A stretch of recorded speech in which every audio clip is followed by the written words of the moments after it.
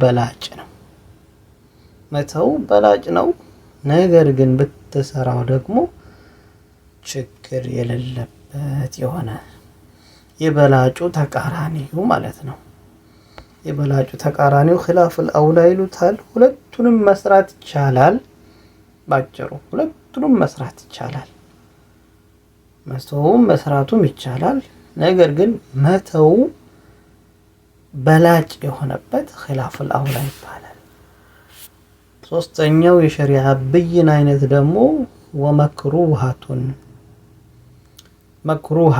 መክሩህ የተባለው አይነት ነው ይጠላል መስራቱ ይቻላል ነገር ግን መተው የተጠላ የሆነበት መክሩህ ይባላል የመጨረሻው የሸሪዓ ብይን ደግሞ ወዋጅበቱን ዋጅብ የሆነበት አይነት ነው ዋጅብ የሚባለው ግዴታ መሰራት ያለበት ዋጅብ ይባላል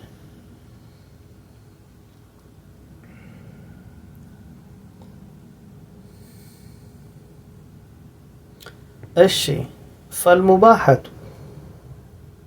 ሙባህ የሚባለው ያው ዋጅብ ስንል የሚሰራው ሰው አጅር ያገኛል የሚያገኝበት ይሆንና የተው እንደሆነ ደግሞ የሚቀጣበት የሆነ ድርጊት ዋጅብ ይባላል እሺ فالمباحة ሙባህ የሚባለው የሚፈቀደው የሆነው መስራቱም ሆነ መተው እኩል የሆነበት የሸሪዓ አይነት ሙባህ ይባላል ሙባህ የተባለው አይነት ይፈቀዳል የተባለው አይነት ምንድነው ይያሷ تقريب الماء ውዱእ ለሚያደርገው ግለሰብ تقريب الماء ውሃን ማቅረብ ነው ውሃን እናቀርብለታለን ማቅረቡም አለማቅረቡም ችግር የሌለበት የሆነ ማለት ነው ለምሳሌ ግለሰቡ እስቲ ውሃ አምጣልኝ ብሎ ቢያዝ ያኔ ግለሰቡ ውሃ አምጣልኝ ብሎ ቢያዝ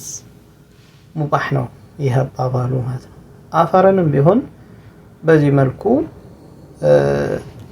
ቢጠይቅ ምንም ችግር የለው ማለት ነው እሺ ይሄንን ያሉበት ምንድነው ከየት የተወሰደ ነው ይሄ ከአብዱላህ ኢብኑ አባስ ድርጊት የተወሰደ ነው ለነብዩ ሰለላሁ ዐለይሂ ወሰለም ለውዱእ ውሃ ማቅረብን አይተው ነው ስለዚህ ውሃ አምጣልኝ ብሎ ማዘዙ ሙባህ ነው መተው ምንም ችግር የለው ማለት ማዘዙ ምን እሺ ሁለተኛው وخلاف الاولى خلاف الاولى የሚባለው ምንድነው ሁለቱንም መስራቱ ይቻላል ነገር ግን መተው በላጭ የሆነበት የሚባለው هي صب الماء ውሃን ማፍሰስ ነው ፈሰስ ማድረግ ነው على نحو المتوضئ ውዱእ በሚያደርግ ሰው ላይ ውሃን ማፍሰስ ውዱእ ሲያደርግ ሰውየው እየተጨመረለት ውዱእ ያደርጋል ወይም ሻወር ሲወስድ ግለሰቡ በማያየው መልኩ ቢጨምርለት ይሄ ማለት ነው ሁለተኛው በላጩ ግን خلاف الاولى የሚባለው በላጩ ግን ምንድነው ይሄ ነገር ሌላው አካል የሚያፈስለትን መተው አለበት ግለሰቡ ራሱ በራሱ መቃቃቱ የተሻለ ነው ከخلاف ለመውጣት ማለት ነው خلاف الاولى ከخلاف ለመውጣት በላጩ ማለት ነው خلاف الاولى ከخلاف ለመውጣት በላጩ ግለሰቡ በራሱ መቃቃቱ ተግባባን አይደለም صب الماء على نحو المتوضئ ማለት እንግዲህ ለምንድነው ይሄ መቀማጠል የሚሉት አይነት ነገር ስላለበት በኢባዳ ሰሪው ግለሰብ ላይ የማይገባ የሆነ ነገር ነው ስለዚህ የበላጩ ተቃራኒ ከተባለ ምንድነው በራሱ መቃቃት ነው ይሄንን ከየት ነው የወሰዱት ሙጊረህ ኢብኑ ሹዕባ ነብያችን ሰለላሁ ዐለይሂ ወሰለም ውዱእ ሲያደርጉ ውሃን ያፈሰሱላቸው ስለነበረ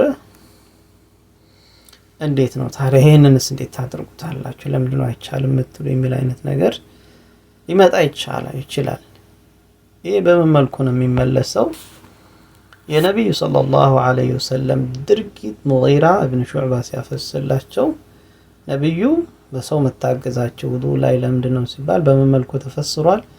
ሊበያኒል ጀዋዝ ተብሎ ተፈስሯል። ሊበያኒል ጀዋዝ ማለት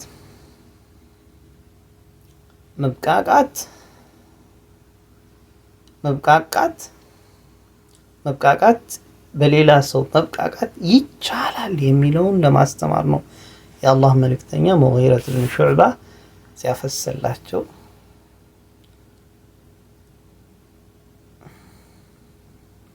ይህንን ነገር የተጠቀሙት ማለት ነው። ስለዚህ ይሄን ቢሆን አሁንም መፈቀዱን ለማሳየት ነበር ነብዩ ሰለላሁ ዐለይሂ ወሰለም ያሳዩት። ነገር ግን በላጩ በራስ ማድረጉ ነው ተብሎ ተፈስሯል ማለት ነው። ሌላኛው ወልመክሩሃቱ የተጠላው የሚባለው መክሩህ የሚባለው መስራቱ ይቻላል፣ ነገር ግን መተው የተጠላ የሆነበት እሱ ለምንድነው ከተባለ የትኛው አይነት ነው ከተባለ ህየሷ ሊመን يغسل اعضاءه ህየሷ ሊመን يغسل ለሚያጥብ ሰው ነው። اعضاءه አካሉን ለሚያጥብለት ሰው ነው። አካሉን የሚያጥብለት ሰው ይህ አይነቱ ይጠላል። ምክንያቱም አካልህን ሌላ ሰው ካጠበልህ ይሄ ከኩራት የተነሳ ከሆነ ያው ግለሰቡ ሌላ ሰው አካል ሲያጥብለት ከኩራት የተነሳ ከሆነ እንዲታጠብለት የፈለገ ሐራም ወደሚለው መስአላ ሊሸጋገር ይችላል።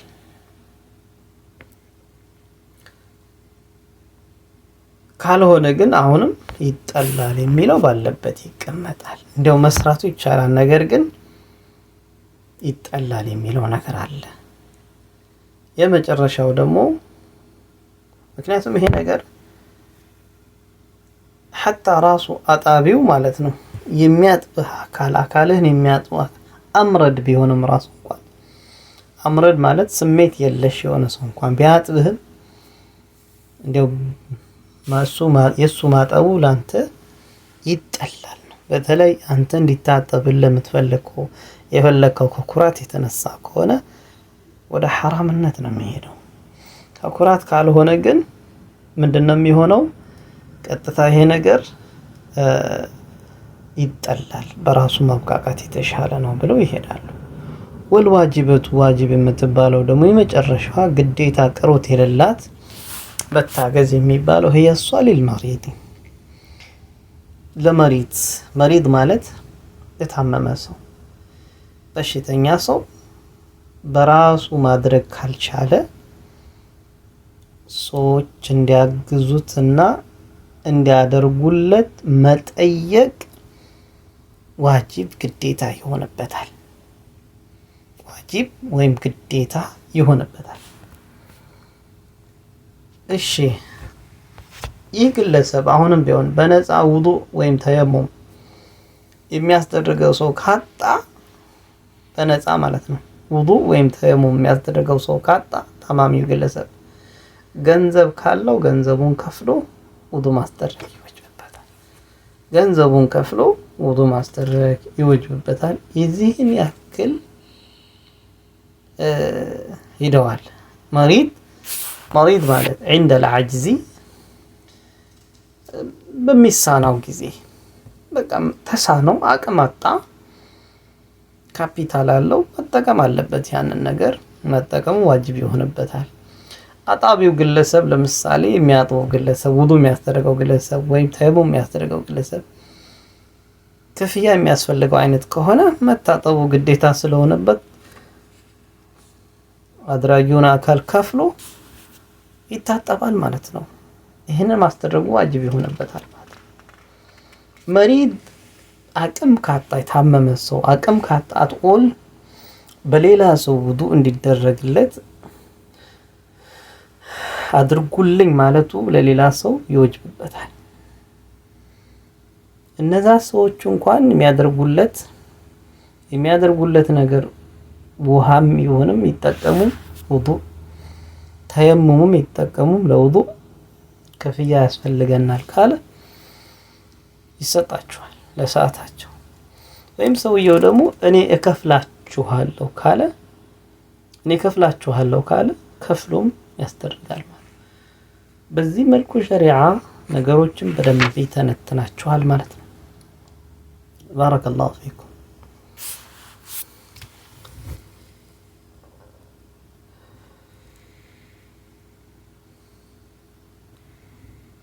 ፈስሉን ለይ ነው።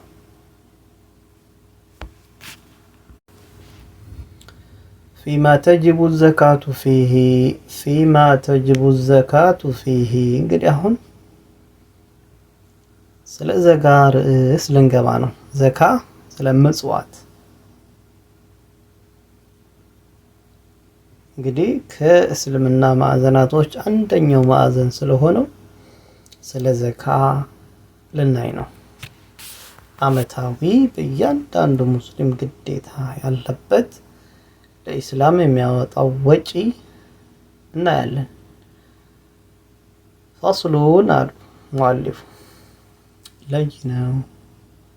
እንግዲህ ዘካ የሚለው ወይም አዘካቱ የሚለው ቃል እንግዲህ ሉገተን በቋንቋ ደረጃ አዘካቱ የሚለው ምንድነው ከተባለ አነማኡ ተብሏል። መፋፋት፣ አነማኡ መፋፋት፣ ወተጥሂሩ ማጣሃሪያ፣ ወልበረካቱ እንዲሁም ደግሞ በረካዎች ተብሏል። ወይቃሉ ይባላል ዘከቲ ነፈቀቱ ይባላል። ዘከቲ ነፈቀቱ ሲባል አይ ቡሪከ ፊሃ እሷ ላይ በረካ ተገኘበት ማለት ነው። ዘከቲ ነፈቀቱ ሲል ፋፋች፣ ነፈቀዋ ፋፋች ሲል በረካ ተገኘበት ማለት ነው። ይህ ደግሞ ከየት ተወስዷል? ወፊል ቁርአኒ በቁርአን ውስጥ ቀድ አፍለሐ መን ዘካሃ ብሏል። አይ ጠሀረሃ ከቆሻሻ ያጸዳት፣ ነፍሱን ከቆሻሻ ያጸዳት ለማለት ነው። ስለዚህ ዘካ ማለት ቢማዕና ተጥሂር ይመጣል፣ ማጸዳዳት ማለት ነው። ደግሞ ቢማዕና አልበረካት ይመጣል፣ ወቢማዕና ነማእ ይመጣል። ይሄ ሉገተን ነው። እንግዲህ ወፊል ኢስጢላህ በኢስጢላህ ደረጃ በምንሄድበት ጊዜ ደግሞ ኢስሙን ስም ነው ሊማ ዩኽረጁ አንሁ ሊማ የኽሩጁ ወይም ዩኽረጅ ስለሚወጣ ነገር አማሊን ከገንዘብ አው በደኒን ከገንዘብ በኩል አው በደኒን ወይም ከአካላዊ ከዛታቸው በኩል ዘካ የሚወጣባቸው አላ ወጅህን መኽሱሲን ለየት ባለ ሸሪዓዊ ብይን ማለት ነው። ያ ለየት ባለ ማለት ኒሳብ የሞላው መሆን አለበት። የዘካ መጠን የሞላው ኒሳብ የሞላው ይባላል። እንዲሁም ደግሞ አመት የሞላው መሆን አለበት በሚል በእነዚህ መስፈሮች ሲያስቀምጥ ይሄ እንግዲህ መኽሱስ በሆነ መልኩ ለየት ባለ መልኩ የሚደረግ ነገር ይሄ እስጢላሐን በሸሪዓዊ ወይም በዑለሞች ደንብ ዘካ የሚለው በዚህ መልኩ ሲተነተን ነው እንግዲህ የሚያስቀምጡት። ፈስሉን አሉ ሙአሊፉ ለይ ነው።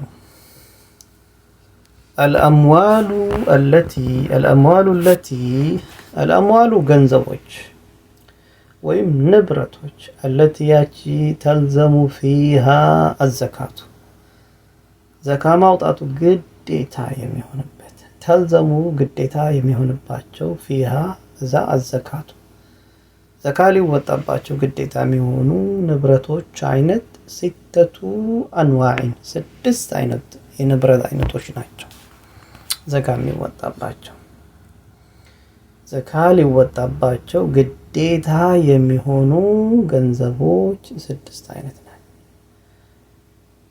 የመጀመሪያው አነዓሙ ይባላሉ። የቤት እንስሳዎች ከቤት እንስሳዎች ዘካ ይወጣል። የቤት እንስሳ ማን ናቸው? ግመል፣ ከብት፣ በግ፣ ፍየል እነዚህ ነዓም ይባላሉ። እነዚህ ዘካቸው አካላዊ ዘካ በመባል ዛት በመባል በደን ካልነው አካላዊ ከአካላዊ ዛታቸው ከቁጥር ይሄን ያህል ቁጥር ያለው ሰው ይሄን ያህል ይወጅብበታል ይባላል። ከግመል ይሄን ያህል ነው እንዲህ ይሄን ያህል ያወጣል፣ ከከብት ይሄን ያህል ይሄን ያህል ያወጣል፣ ከበግ ይሄን ያህል ያለው ይሄን ያህል ያወጣል፣ ከፍየል ይሄን ያህል ያለው ይሄን ያህል ያወጣል ተብሎ ከአካላቸው ነው የሚወጣው። አካላዊ ዘካዎች ይባላል።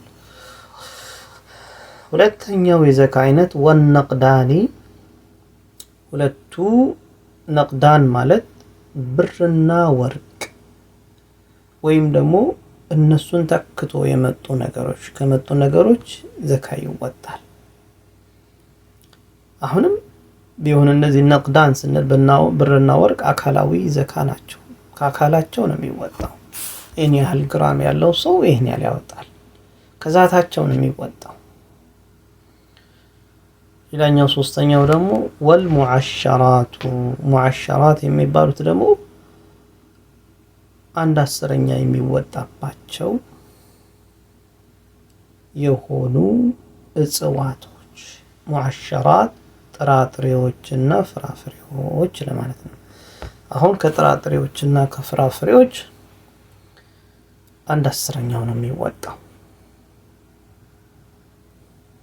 3 ወይም ደግሞ የ1/10 ግማሽ የሚወጣባቸው ሁኔታም አለ። ለምሳሌ ድካም ካለበት ድካም የተደከመባቸው አይነት ከሆኑ እነዚህ ጥራጥሬዎችና ፍራፍሬዎች የ1/10 ግማሽም ሊወጣባቸው ይችላል ተብሏል። ሙዓሸራቶች ይባላሉ። እነዚህ ሙዓሸራት ሲባል እንግዲህ ወደፊት እናየዋለን። እንዲሁም ደግሞ ወአምዋሉ ቲጃረቲ፣ አራተኛው የንግድ ገንዘቦች አትርፎ ለመሸጥ የተገዛ እቃዎች ላይ አሁንም ገንዘብ ያኔ ምን ይሆናል ማለት ነው? ዘካ ይወጣባቸዋል። እሺ ወአምዋሉ ቲጃረቲ፣ አትርፎ ለመሸጥ የተዘጋጁ እቃዎች ላይ ዋጂቡሃ፣ ግዴታ የሚወጣባት የዘካ መጠን ምን ያህል ነው ከተባለ ሩቡዑ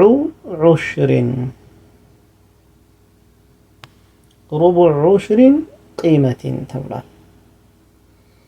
ያ ሩቡዕ ዑሽር የ1/10 1/4 በንግድ እቃዎች ላይ ይወጣል።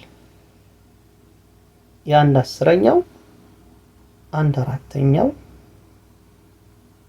ይወጣበታል። ይሄም ደግሞ በግዴታነት ማለት ነው። ለምሳሌ ለንግድ የተገዛ እቃ አለ። ያ እቃ 100,000 ቢገዛና ከዛም በአመቱ 10,000 ትርፍ ቢያወጣ የ100,000 1/10 10,000 ነው አይደል? ኦኬ 10,000 ነው ያተረፈው። የ10,000 ደግሞ 1/4 እዚህ ላይ ኳልኩሌት ተደርጎ ከዛም 2.5% ዘካ ይወጣበታል ማለት ነው። ተግባባን አይደለም? በዚህ መልኩ ይሄዳል ማለት ነው። ዑሩዱ ቲጃረቲ ማለት ለንግድ የቀረቡ እቃዎች ለማለት ነው። ለንግድ የቀረቡ እቃዎች ላይ ቂማቸው የ1/10 1/4 ይወጣና ከዛ ከ1/4 ላይ 2.5% ያው ይወጣል ማለት ነው። ወሪካዙ እንዲሁም ደግሞ 5ኛው ሪካዝ ማለት በጃሂልያ ዘመን ተቀብሮ በተገኘ ገንዘብ ላይ የሚወጣበት የሆነ የገንዘብ አይነት ነው። ወልማዕዲኑ እንዲሁም ደግሞ ማዕዲን ማለት ማዕድናቶች ላይ አሁንም ማዕድናቶች ማለት ያው ምድር ውስጥ ተቆፍሮ ወይም ተቀብሮ የሚኖሩ ለምሳሌ እንደነ ነዳጅ አይነት፣ ወርቅ፣ ብር የመሳሰሉት ነገሮች እነዚህ የሚወጡበት አይነት ነገር ነው። እንግዲህ ሪካዝ የሚለው ለብርና ለወርቅ ብቻ የተሰጠ ስም ነው ተብሏል። በጃሂልያ ዘመን ተደፍኖ ያው የተቀመጠ ነገርና ከዛም ተቆፍሮ የወጣ ይሄም ቢሆን አሁን ከየት ነው የሚወጣው ከተባለ ከአካላቸው ነው የሚወጣው ከዛታቸው። ማዕዲን የሚለው ደግሞ መካኑ خلق الله تعالى فيه ذهب أو فضة ተብሏል። ማዕድን ነው እንግዲህ ወርቅና ብር የሚወጣበት የሆነ ፕሌስ ወይም ቦታን ለማሳየት የሚገለገሉት ስም ነው ተብሏል ማለት ነው። እንግዲህ ዘካ በሰፊነቱ ነጃ በዚህ መልኩ ባጭሩ ኮንክሉድ አድርጎታል።